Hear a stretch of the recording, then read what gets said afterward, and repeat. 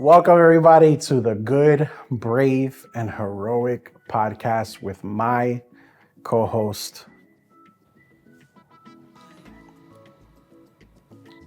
she who shall not be named, I guess. Oh, you're waiting for me to say my name. With my host, Blank. I didn't know you were waiting for me to say my name. I mean, that was like the perfect cue. It's like, and she's like, I didn't know what you were doing. with my host, Joanna Munoz. sorry, my See? co-host. My co-host, I forgot, I realized it. God, what a mess. With my co-host, we are inexperienced in this area, but either way, we're going to get started. See, they shouldn't have given me a swivel chair because now I'm just gonna be like, You're kiting right now. am I Kayaing, which is our daughter's name, or does she Eric? Good point. Yes. So today we have a topic that we wanted to talk about. We wanted to talk about failure. And dun dun dun. I feel so much more comfortable doing a podcast because it's with you than I do by myself. Oh. Was that a sound effect? Yes. Bro.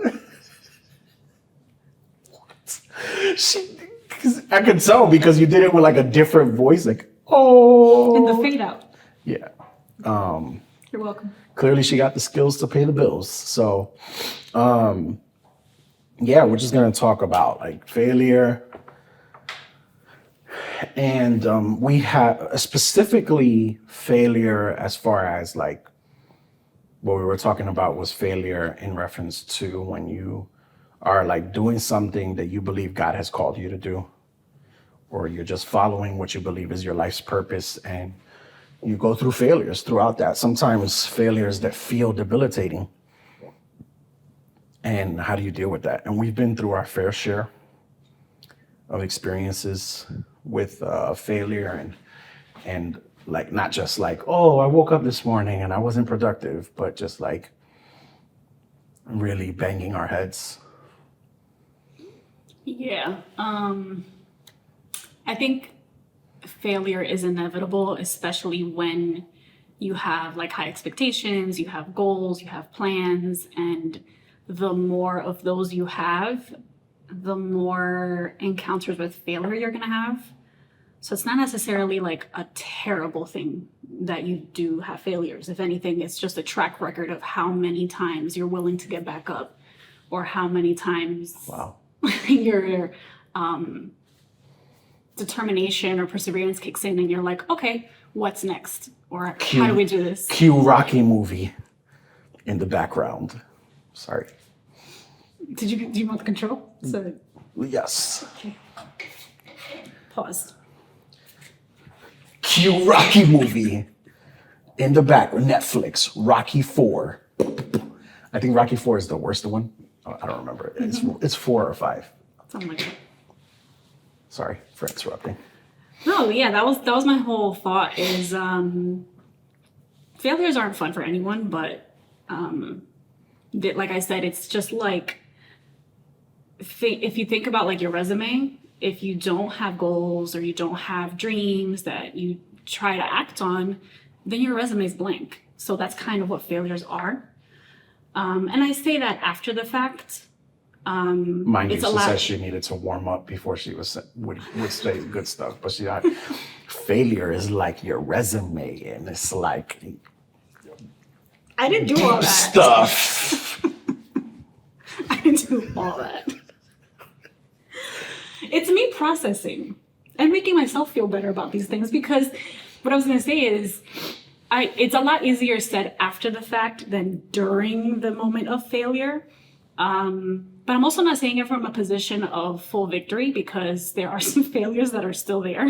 Like I haven't gotten on the other side of those things. So it's still kind of hard, it still stings, but you got to process through it, because you have to get to a place eventually to then make a decision about what's next, or what do you do with that failure, if anything.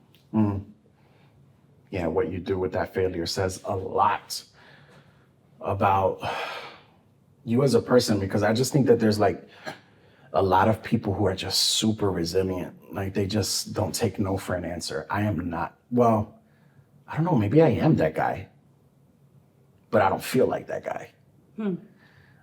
But either way, one thing I do know is like maybe I don't feel like the guy who doesn't take no for an answer, but I do know that no matter how bad things get for me, I don't give up. And I'm not like the poster child of mental health. I struggle mentally. Not to the extent that a lot of people do that have like, what's like the official term when you're just constantly dealing with anxiety and depression? Like a diagnosed. Yeah, like I guess you it's could not say not a like, single episode. You have a it's a constant chronic thing chronic depression, and there's people that they deal with that. all the time. Yeah, and I don't. However, my mental fortitude is an area I've been working on for a long time. And so there are times where things can get really tough and I feel like quitting, but I don't quit. Actually, I remember being in high school and a friend of mine just telling me, like, this is funny because in high school, I was not, I led Bible studies for a really long time throughout from middle school to high school. And like my freshman year, I think around my freshman year, this might have happened, this conversation. And I, like any teenager, was not the best Christian, for lack of a better way of saying it. Like, What is the best Christian? maybe it's the Christian that doesn't give up. Idea. Aha, idea. But either way, according to like judgment's perspective, I wasn't I wasn't Jesus. And I failed a lot. I failed just relationally, like in leading the people who were my age. I failed sexually. I failed. Feels weird saying that to you because you're my wife, but you're also my friend back later on, not at that time, whatever, but it's funny. During those failures. Yeah, I failed a lot of different ways. But one thing I didn't do was give up. And basically this friend just told me in his own words, he was like, yeah, man, you suck as a leader. But the thing that I admire about you is that you don't give up. Okay. Something along those lines. Hey, we were teenagers. That's Like, such he a didn't say, backhanded compliment. okay, he didn't say you suck. What he said was like, he was upset with me, I think, because I wasn't meeting his expectations. And he was expressing that to me, and he was saying like, you're supposed to be this, you're supposed to do that, you're supposed to do this, and you didn't do those things. But what I admire about you is that you don't give up. Okay. So, Okay. because he was upset at me, he was telling me like, yo, you were supposed to do yada, yada, yada, Okay. but at least you don't give up. Okay. That sounds a little bit healthier. better. Yeah, because the other one It was like sounds it's like somewhere in the middle. I mean, yeah, granted you were kids, but that sounds healthier because you should be able to talk to your leader and say, hey, this is how I'm feeling. Right. I want to process it with you. And it's not all bad. Right. So, okay. Right. And also at the same time, it was, high school was like brutal for me because I just kept messing up. Like, no matter how hard I tried, I was not, I tried really hard. I tried really hard not to just mess around with a whole bunch of girls. Like, all right, let's just get past the discomfort here, right? And I tried Enter really, elephant. and I didn't, because I knew what I was capable of in high school, and I was not that. But I did fail. I did mess up, and that was really frustrating for me so I would say that one of my biggest first failures as far as purpose and ministry was purity. Yeah, I mean, especially in the world that we live in today, That's hard. Yeah, that's For why I both men and admire. women. I have a couple of friends who waited until marriage, and whenever I can, I just like I champion them because to me that's like that was the biggest desire that I had that was out of my reach, because once you mess up, you mess up. You're not pure anymore. And people talk about God restoring their purity and all of that, and I don't know, whatever. But I feel like once that ship has sailed, it's sailed. But you can recommit to the Lord definitely. And while I didn't really struggle with other things like alcohol and drugs and a bunch of other stuff that I never did at all, I did struggle in that area. And for me, that was tough to navigate because I did want to be perfect. I did, and I didn't want to be perfect for my sake. I wanted to be perfect because I was a leader, and I wanted to be perfect for God. And I also felt like I needed to be perfect because I was leading people. They were all my age, and they had an expectation from me that I wasn't meeting. Because when you're a teenager, everybody talks about everybody. So they knew my garbage. And they kept coming. A lot of them kept coming. I think some people stopped coming because, maybe my anger issues or whatever shortcomings I had.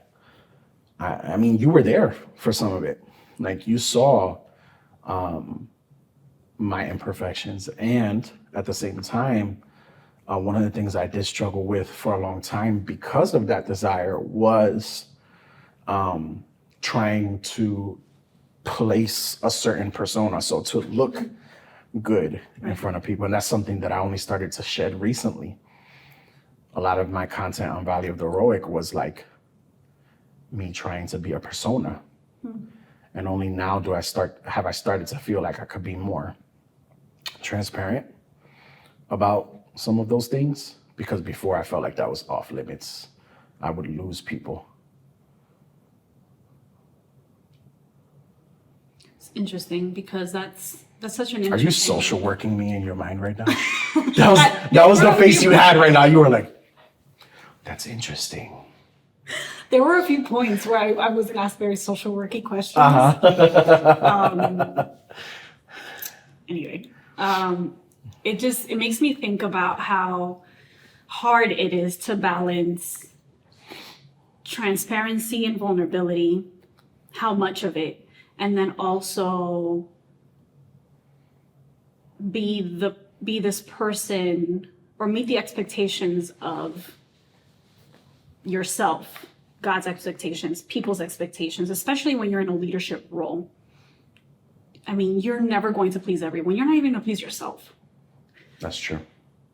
But I don't want to throw out personally. I don't want to throw out the importance of I don't want to say appearance, but like the importance of how you convey yourself, because that is important. But I also don't want to say that that's the only thing. I also think it's very important to, along with that, share a level of transparency and be vulnerable. I just don't think that it has to be one or the other, and I don't think that it has to be at 100% all of the time. Yeah, no. Because for so many reasons. For example, I think one example that's sticking out to me right now is that prayer that Jesus had when he was talking to his Father. He was there in private for that prayer where he's telling God right before he's going to get crucified, like, please please take me out of the situation. I can't, please no. That was my translation. But that's basically what he's saying to him, knowing what's to come next, knowing why, knowing the purpose of what he was here for. He still said to God, like, take me out of the situation, and begged him for that. And he did that in private. He didn't do that in front of the disciples. He didn't do that in front of a crowd. He was, I think, just a different part of him, who he needed to be in those different moments. And the person who got all the vulnerability in that time was a private thing, was him and God, was his Father. And I think that it's appropriate to be specific, to show specific parts of yourself in appropriate moments. Like there's an appropriate time and place. You said that well. And I thank you. And I think that that's important to acknowledge. For instance, just because you have a social media, and I think I said this in the last podcast episode, or just because you have the platform doesn't mean that you have to show 100% of your life and all of your struggles or every single one of your victories. I mean, not that people are going to want to show all their struggles, but it just doesn't have to be that way. And I think that it's at the end of the day, I think it's a balance that you or a rhythm that you learn with every season of your life, depending on, who your circle is and if you have a support system. And at the end of the day, I remember one example, my father was very upset with me for wanting to dorm. But I insisted and I had my reasons for wanting to. We went out. He actually helped me move in that time. And then we went out to eat. And he said something to me that eased me and also confirmed what I was already thinking. Before I made the decision, because my dad was so opposed to it, I felt like I was in sin. Like I'm not honoring my mother and father. But it's just that whole situation was complex, as is my life. But I was my thought process was, okay, like I really don't want to oppose just to oppose. I want to make sure that my decisions are intentional. And so I thought it through and I prayed it through and I felt God's permission and his stamp of approval.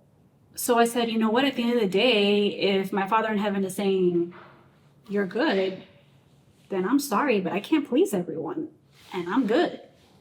That makes me think about the fact that sometimes the failures that we feel, because I'm thinking of a comparison between the two of them, like you felt like a failure because you were failing to meet your father's expectations. And I felt like a failure because I was failing to meet, I wasn't sinning, and I was also failing to meet the expectations that the people that I was leading had. And as far as the sin, that's between me and God dealt with me with that. But then as far as the expectations that the people I was leading had on me, it was impossible for me to meet those.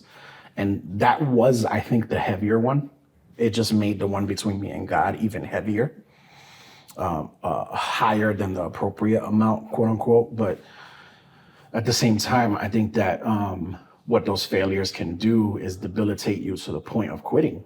And that was what I wanted to do. There were so many times where I would have quit and where I wanted to just be like, you know what? For me, my internal dialogue was, I'm not good enough for this. I will never be good enough for this, and I will continue to struggle. So for the sake of these people, I need to stop. I need to stop leading. And for me, I kind of like made it in my head where I needed to stop and kill the potential that was inside of me, kill the purpose that I had, and kill all of the giftings that God had inside of me, be like this martyr because of this area that I wasn't good enough in. And granted, I think that there's people who will be in positions of leadership and positions that mean something, who live a life that is not in line with that position of leadership. And they do so, which at the end of the day, this is what it comes down to. They do so with their heart not caring, like they don't care because their motives are impure. For me, on the other hand, my motives were not self-serving at all. They were not self-serving, maybe not at all, because you never know. But as far as I know, my motives were for the people I was serving and for God and to pursue the purpose that God had in my life. And so in my case, if I could speak to my younger self, I would tell him, yo, stop tripping. Like, you're struggling. You are not a hypocrite. You're struggling. You are not worthless. You have worth. You just have an area that you that is overcoming you. That you're young, right? And even if you're not young, you're human. You're human. You love God. You want to pursue Him. You want to live a life for Him. Yeah, you're failing in this area, but I need you to keep going. And if I would have heard that consistently, I think it would have helped me. Like, and the reality is that I didn't have any tools. I didn't know what to do. I just kept trying harder and harder. And I didn't even have spiritual tools because nobody was really teaching me. I was just learning on my own, kind of, right? And what you got at church on Sunday. But I didn't know how to overcome the strongest sin in my life. I didn't know how to defeat temptation at 13 years old, 14 years old, 15, 16, 17, whatever. And so I failed a lot. And as I got older, it makes me think of, just because it's connected as far as the small group, I mean, because at that age I was leading the small group. And as I got older, then the small group was supposed to be a church plant. And it never did become a church plant. It never did. I never, at least until this point, I haven't become a pastor. And that felt like a failure because I was literally 15 years old. You know how they do in the old school prophetic Spanish services. And I will never forget this. I don't know if I've ever told this story on any of my platforms. But at like 15 years old, there was this guy who came from Puerto Rico who was preaching at our church at like a vigil service, a vigilia. Vigilia. I kind of miss those. Yeah, right. And I was walking out of the church to go to the corner store, I think. Corner store sandwiches. Oh my goodness. Those corner store And sandwiches. the pan tostado. So good. It's not there. I mean, it's there, but New something Orleans, else now. yeah. So, and all of a sudden, he started calling my name. He started saying Eric, and I'm walking out, so I'm like, he's not talking to me. First of all, this dude don't know me, never met me in his life, but he's like screaming my name like he's my father. Like, don't you dare leave, right? And he says it a second, maybe a third time. I'm not 100% sure. But I turn around. I'm like, yo, is my man's talking to me? Like, am I? Listen to Theo. Yeah, Theo's talking. He's Puerto Rican too, right? So I'm like, so I turn around and he's looking straight at me and he calls me up. And back then my Spanish wasn't very good looking. But as far as I understood and what, everybody told me afterwards, because I understood, he just told me that God had a call in my life and that God was going to use me and that the devil was going to try to kill me 3 times that year. And that year, I almost got jumped by, so I don't want to spend too much time here, but just so you can understand the situation, I was walking home. The day before that, I was driving by the same place I was about to get jumped by, and there was I guess the same group of dudes were jumping these 2 Spanish kids. And I remember seeing the ambulance coming, and this is so graphic, but just the guy was like, the Kool-Aid. I don't know if YouTube is gonna block the video or something if I'm too graphic, but he was just leaking. And I remember we were driving by and I was like, oh my goodness. It's not really Kool-Aid, like the red substance that keeps you alive inside. Yeah, the red substance that keeps you alive where you're like, and so the next day I'm walking home because I didn't have a ride and I'm in the same spot and I turn around and there's like 40 to 50 people behind me. And they're saying something like, pretty boy, pretty boy. I was shook.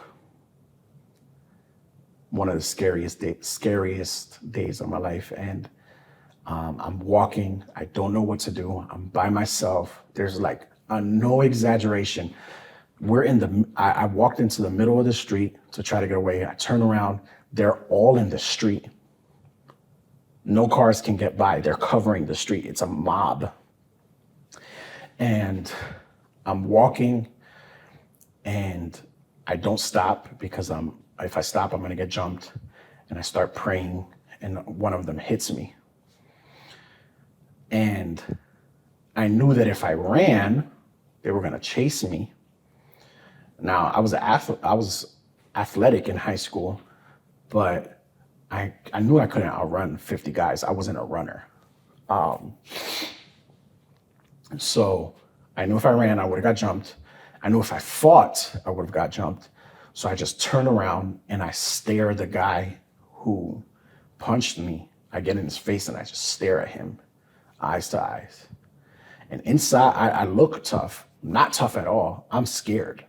I'm like shaking. In retrospect, I think that might have just been like God just giving me what to do in that situation or whatever. I don't know, something happened there. And he just looks at me. I look behind him to look into the crowd. I remember seeing one dude that I played basketball with because I played a lot of basketball with. So I don't know if maybe he saw me and told them like, yo, chill, he's cool. But what, I don't know. I don't know what happened.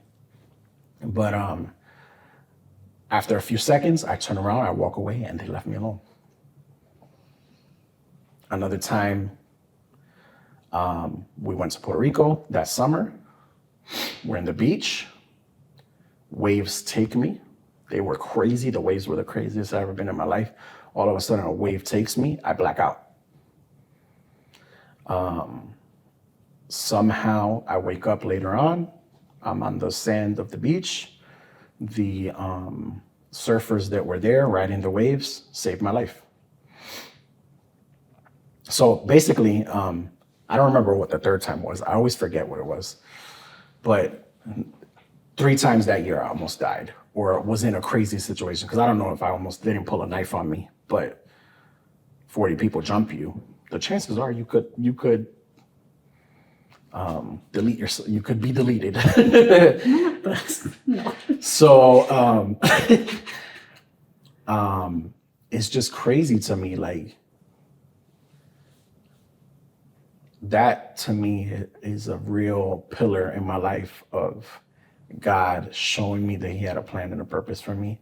And I could have taken myself out if I would have focused so much on my failures that I gave up because I felt like I wasn't good enough. And God was saying to me, it's not about you being good enough. It's about the purpose I have for you.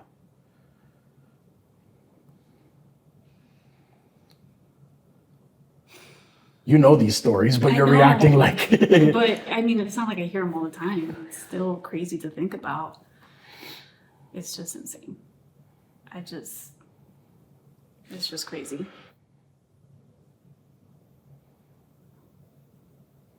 So yeah. I was so yeah, deep you in were the so stories. zoned in. But I mean, I want you to talk, so you could jump in whenever you want. But I'm just like thinking about how with the church plant, that was something we were supposed to do together. And I know I always talk about how I felt like that failed. And after the walk and us having our hearts set on pastoring in Elizabeth, then everything we've been through since then, and none of that really coming to fruition, how tough that must be on you.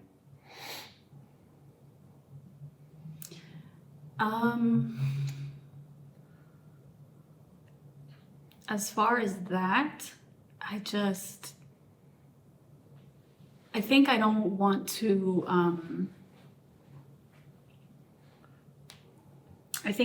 dive so deep into asking questions about why these things didn't happen the way that we thought they would, because I don't feel like I'm going to get an answer, or sometimes I just don't feel like it's my business to know what God's ideas are. And then I think I just kind of like throw everything out and just say, okay, God, like it didn't happen in the moment for however long. It's maybe disappointing. You're like in shock and you don't know what to do with it. And I think I just want to move on or just hope that God just had a whole different way of doing it and it just hasn't happened yet. And so I just have my moment of whatever those emotions are, and then I throw it back on God and say, okay, God, so, I mean, I feel crazy. Let's just say that. I feel crazy. But I'm going to choose to trust you that you will either use this, that you have used these moments for my character building or whatever it is that you needed to do with me. And then, or maybe you just do plan on doing this just in a much different way than I thought. And I'm going to keep waiting. And not sit there waiting like at the door waiting for someone to get there, but more like I'm just going to keep living life. And if it happens, it happens. And if it doesn't, then I guess I'll find out when I talk to you in heaven, because I would like some answers, not to sound like a spoiled brat. Yeah. I don't think that sounds like a spoiled brat. I just don't want to get consumed by why something didn't happen the way that I thought for so long that I miss out on life and everything else. And of course, let's be honest, there's also the possibility that, there's a lot of other possibilities, I should say. And again, I know that I'll get those answers eventually, whether I get them on, while we're here on earth or in heaven. I don't know. I just know that I'll get them eventually. And so that I think helps me to just move on.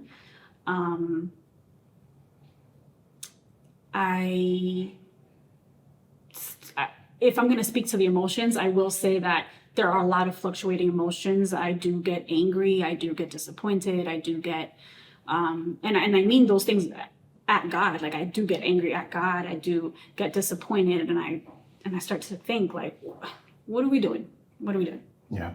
What's happening? If not this, then what now? Because I don't want to stay in that like self-pity boat. I just say, okay, God, it didn't happen and I'm not happy about it because I feel all these things and I feel crazy. And then I start to try to think of all the other things that God talks about, that his word isn't in vain and that he's not a liar and, that he uses everything for our good and so on and so forth. And I say, okay, so what now? Yeah. That's the tough part. Yeah. So I think I try to take all these experiences and I try to think of, I'm an analytical person, so I think of, okay, like where did I mess up somewhere? I start to assess the whole situation. And then when I think I've assessed enough, or I'm like, okay, now I'm just going down a rabbit hole, I stop. And then I just say, okay, God, so what do I take from all of this? And what do I do with this? And how do we move on? Because I don't want to stay stuck here. So I think that one of those moments for me was failing my licensing exam to be an LSW. That means that's like the first tier of being a licensed social worker. And then the second tier is licensed clinical social worker. Okay, before you even go on, because I need to hype you up real quick, because maybe not hype you up. Okay, Joanna almost had a perfect GPA through her master's program. You might know who I am because you've experienced me preaching on my channel or even just on this podcast. You can kind of get an idea of what I'm about and you can kind of get an idea of what she's about. But this is the thing. You have never experienced her in a social work setting. every job that she goes to that has to do anything with social work, she becomes an all-star. People request her. People ask if they can do therapy with her when she leaves. People they want to have sessions with her. At one of her previous jobs, it went from nobody wanting to go to counseling sessions to almost everybody going to counseling sessions. In her current job, she's speaking to people at a national level, creating relationships at a national level between the New Jersey chapter of the National Association of Social Workers. And she's making moves, and she's only, 6 months in or something like that? 6 months in. 6 months in. Like, Joanna goes places and she makes moves. In college, she almost had a perfect GPA. The only reason she didn't get a perfect GPA was because one class, and you guessed it, it was a professor that never gives A's. So she would have gotten that A plus. Okay? So she is not a slouch. Now, on top of that, the reason why she got her job now was because they basically discovered that there was like discrepancies as far as racial issues with people passing the test, right? So non-white test takers were failing at a much higher rate, especially if they were not middle-aged white women, right? And so finding that out led to a series of events that got her to her current job at the NASW, National Association for Social Workers. Okay. She's about something. So the fact that she failed 3 times is an anomaly. And for all the people who know her, who are also social workers, they know she's about that life. So I just wanted to say that real quick. Because my whole bio, my whole life. I need to, because people be like, oh, you failed the test 3 times. Okay, big deal. No, it is a big deal. It doesn't make sense. I remember the first time you called me and told me that you failed. I thought you were playing a joke on me. Like, even though I heard you crying, I was like, nah, because it didn't make sense. And all your life, you knew at what age you wanted to be a social worker? So I knew in the 6th grade that I wanted to do... The 6th grade. I wanted to do psychology. I didn't know about social work. The 6th grade. She was out here like, I want to counsel people. Continue. So just a disclaimer in case this is heard by anyone that is in a position of this kind of authority. In my counseling positions, I was counseling. I wasn't giving like clinical therapy. That's why I use the word counseling. Just in case. But as you probably know, counseling and therapy is so synonymous for people who aren't in the field that that's what they call it. So yeah, I did have clients in the past, just in our counseling sessions, talk about, I'll pay you on site. Whoa. No. I still want to be a licensed social worker. And she's a rule follower, so she doesn't break that rule. Yeah, no, we're not going to play that. As much as I love my jobs. So I failed that exam 3 times. And it doesn't end in a pretty story because I still don't have my license. So I'm not speaking, again, like I said earlier, from a position of full victory. The victory being that I got my license. It's just a different victory. Yeah. That failure just turned into a different story, into a different victory, and the story just continues, I think, for that. And we haven't given up. That's the thing, because I'm still not a pastor. Valley of the Heroic is still not paying any of our bills. This podcast is fresh, so we can't have much expectations from it. You still don't have your license. We are very much so not speaking from a position of like, and God, we're speaking from a position of don't give up. Yeah, we're not on the other side yet. But I think that it's important that just because we're not on the other side doesn't mean that in the in the process, after the failure, you just turn your back on everything, or you turn your back on God for the rest of it and just say, I'm just going to, whatever, like, scrap this, forget it. I'm going to, although I almost did. That third time I failed, I was like, I called Eric and I called my brother. And I told them, for the first time ever, I have never given up on anything. Nothing in my life. No. For the first time in my life, I said, I'm done. I'm switching career paths. That was insane. Insane. After I came to my senses, they didn't let me. I went back to work the very next day, which was so hard because I had to go right back to counseling. I was encouraged and reminded of why I needed to continue.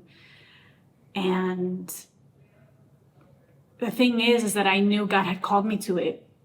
I mean, I had this idea in the 6th grade. I knew that I needed to do something in the mental health field. And I found my way along the way.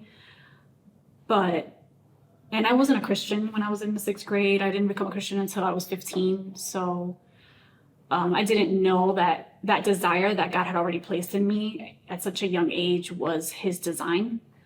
But once I knew it, I understood how much more important that was. And I took it very seriously.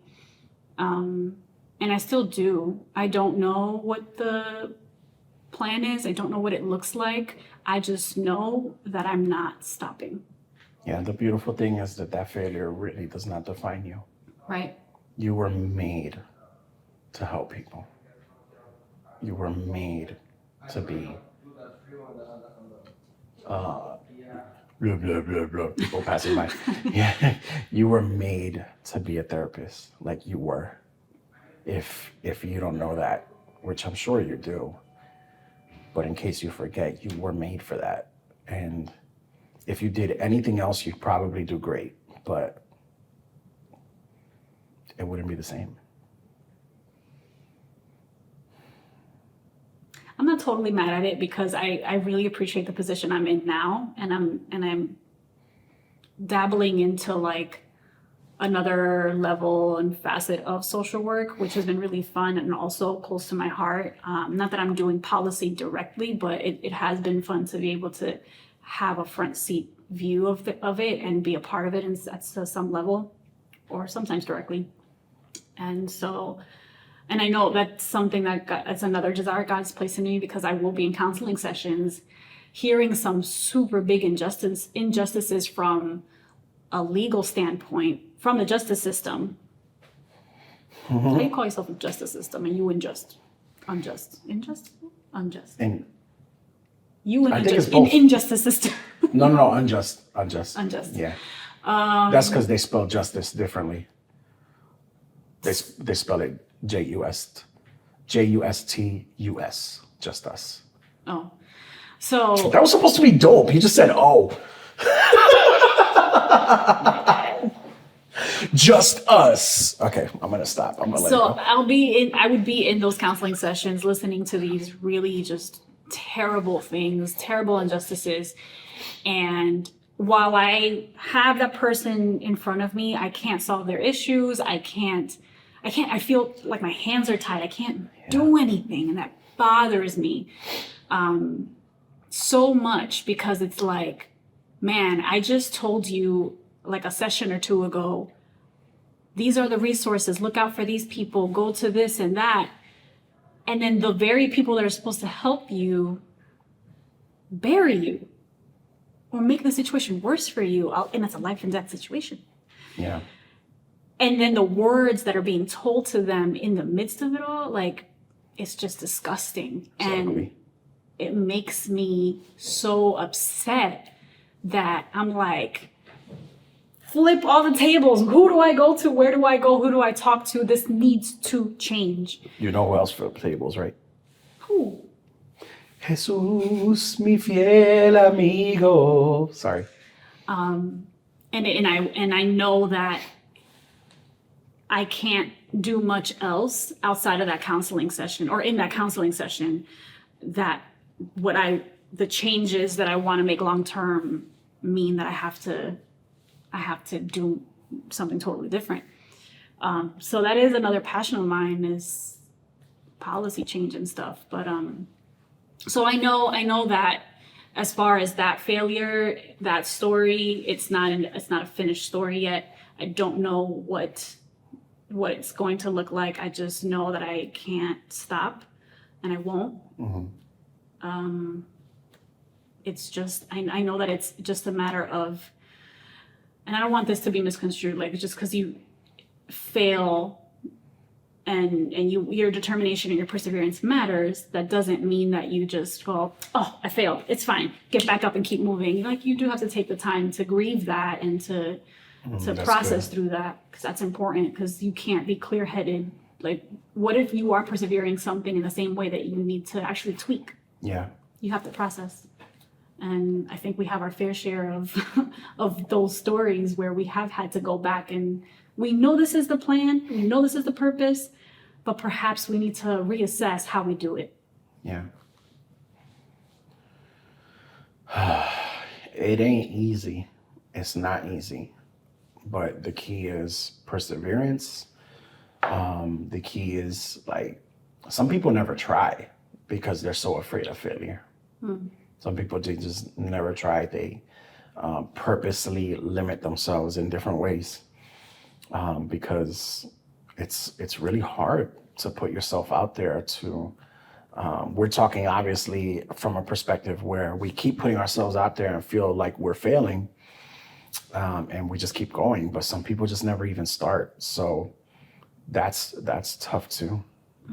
That's so tough too. And I really just want to encourage anybody that's listening to, whether you find yourself in a position where you really have something in your heart that you haven't started, and due to fear or whatever is just going on in your heart in that regard, you are not doing it. I just want to encourage you to try it out. And if you're the person that is like, maybe you're on your last limb, you're like, I've tried for a really long time and this just keeps failing, keep submitting it to God, keep trusting that that definitely God is doing something through those failures. He's working in and through those failures, and you just have to keep going. Like, you have to keep going. And sidebar, as we were talking, I was reminded of this book that we both read that was incredible, that I think really helps people who have just faced so much failure, or even want to get started with something, but anxiety or fear or whatever the case is just so overwhelming that it cripples you. Atomic Habits. Amazing book, really good, because it kind of it gives just so many different, it breaks things down into smaller bites that make it just more manageable, whatever that is that you're trying to do, whether it's build a new routine, whether it's tackle a dream, build a business, whatever. You can apply it to anything, parenting, whatever. Those concepts can be applied to basically anything, for your daily life. And it's so good. I really, really just wanted to put that out there. Read Atomic Habits. It's also on Audible. That's how I read it. Anything else you want to say before we end? No. Well, guys, thank you for listening to today's episode. We hope that some part of it really was helpful to you. Make sure you subscribe. Subscribing really helps. It really does. And share it with somebody. And if you got things to say, drop a comment down below. Drop a comment down below. What was your main takeaway? What did you take away from it? And we'll drop ours down there as well. Hope you enjoyed the conversation with us. Thanks again. Don't forget to continue to look to God for his goodness, to continue to be brave and to be heroic. God bless you guys. Peace. Such millennials. Peace. Such millennials. I'm keeping that in. Of course you